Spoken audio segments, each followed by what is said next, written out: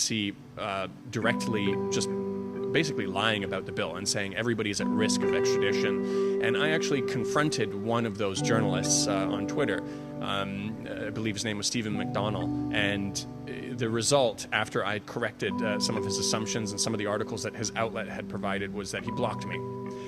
And I was okay with that. I said, you know what, I think I need to offset some of this. And I began posting it. You know, how can you be fighting for free speech while you're beating up people who disagree with you? How can you be fighting for human rights when you are targeting mainland Chinese where they even need to escape their campuses and come back to Shenzhen? Exposing the hypocrisy behind what they're doing gets people to a point where they start to realize, oh, this isn't really about freedom and democracy. I just can't believe the international community doesn't know more about it. So my goal is to educate them a little bit more on that. When you can look back at Ferguson, Missouri, from his state, how they handled the protests there, full military gear, you know, fully automatic machine guns, they went in with the full military.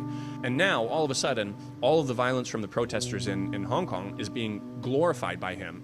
And even though the police aren't doing anywhere near as much as what his police would do in the same situation, in the 4 or 5 months of protests in Hong Kong, you know, a masked rioter has already killed somebody in Hong Kong. Somebody has lit somebody on fire. And people are still able to hold on to this idea that it's the police who are brutal.